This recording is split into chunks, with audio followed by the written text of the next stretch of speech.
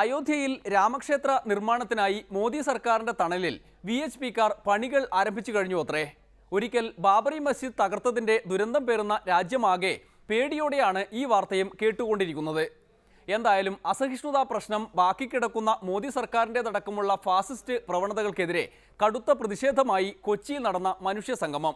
MA baby മുതൽ ആഷിഖ് കപൂർ വരെയുള്ളവർ അണിനിരന്ന സംഗമത്തിൽ തങ്ങൾക്ക് പ്രാധാന്യം നൽകിയില്ല എന്നും പറഞ്ഞ് SDPIക്കാരടക്കമുള്ള ചിലർ കോഴിക്കോട് അമാനുഷ സംഗമവും നടത്തി.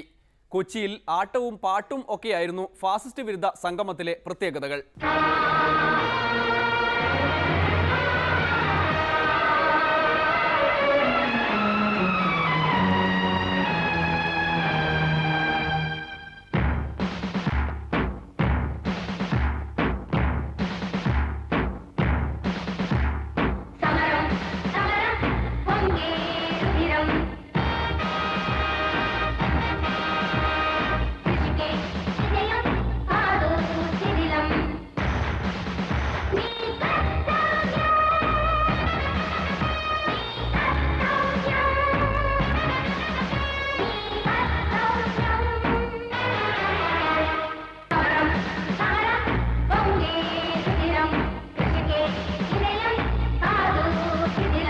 ഈ മനുഷ്യ സംഗമത്തിന്റെ സംഘാടകര് ഓരോരുത്തരെയും ഞാൻ ആലിംഗനം ചെയ്യുകയാണ്.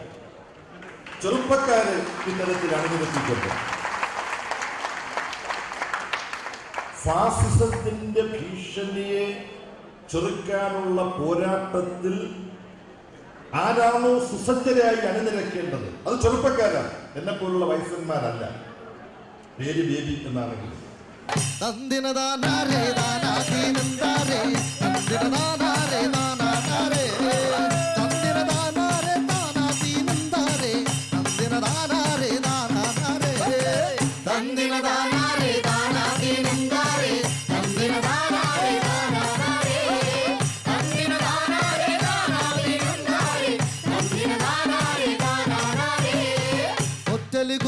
കുളങ്കലക്കി പെണ്ണ് ഓമന ചാലിന്ന് മീൻ പിടിച്ചേ.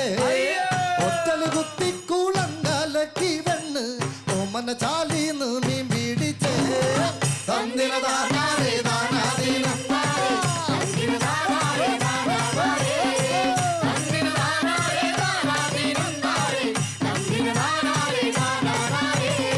ചില സമയത്ത് ഞാൻ എന്നെ കുറിച്ച് ആലോചിച്ച് നോക്കുമ്പോൾ എന്നെ തന്നെ ചില കാര്യങ്ങൾ എനിക്ക് ഇഷ്ടപ്പെടാറില്ല, എനിക്ക് പൊരുത്തപ്പെടാൻ കഴിയാത്തതാണ്.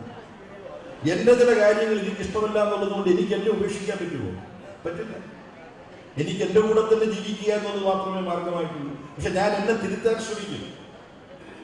ശരിയല്ല എന്ന് തോന്നുന്ന എന്നിലെ നിഷേധാത്മകമായ അംശങ്ങളെ തിരുത്താനുള്ള ഒരു ആന്തരിക സമരം നമ്മൾ നടത്തുന്നതിന്റെ ഭാഗമായിട്ടാണ് നാം ഓരോരുത്തരും ജീവിക്കുന്നത് എന്നതുപോലെ നമ്മുടെ സമൂഹത്തിലും ഇത്തരം ആന്തരികമായ സമരങ്ങൾ വ്യക്തികളും സംഘടനകളും നടത്തേണ്ടി വരും.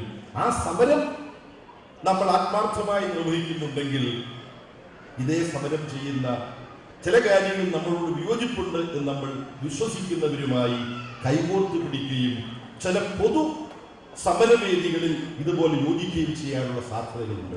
ആ സാധ്യതയുടെ അന്വേഷണമാണ് ഇവിടെ നമ്മൾ ഏറ്റെടുത്തിരിക്കുന്നത്.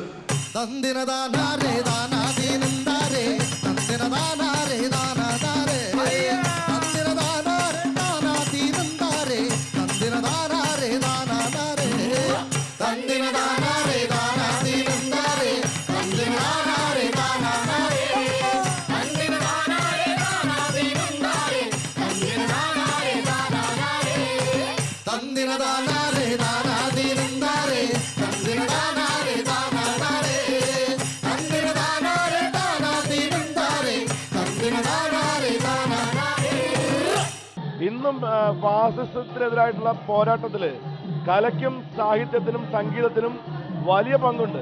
കൊച്ചിയിൽ മനുഷ്യന്മാർക്ക് വേണ്ടി സംഗമം നടത്തിയതിനെതിരായ പ്രതിഷേധം കൂടിയായിരുന്നു അത്രേ കോഴിക്കോട് മതം പറഞ്ഞുള്ള അമാനവ ഏർപ്പാട്.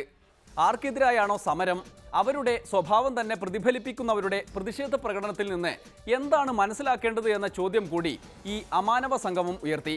ഇനിയുള്ള കാലം ഫാസിസ്റ്റ് വിരുദ്ധരും സുഡാപ്പികൾ സംഘികൾ എന്നെല്ലാം പറഞ്ഞ് പ്രതിഷേധം വേറിട്ട് സംഘടിപ്പിക്കാം എന്ന സന്ദേശം കൂടി അമാനവ സംഗമം മുന്നോട്ട് വയ്ക്കുന്നു. ആരെങ്കിലും പിടിച്ച് അമാനവനാക്കും മുമ്പ് ഇന്നത്തേക്ക് വിടാം. നാളെ വീണ്ടും കാണും വരെ നന്ദി, നമസ്കാരം.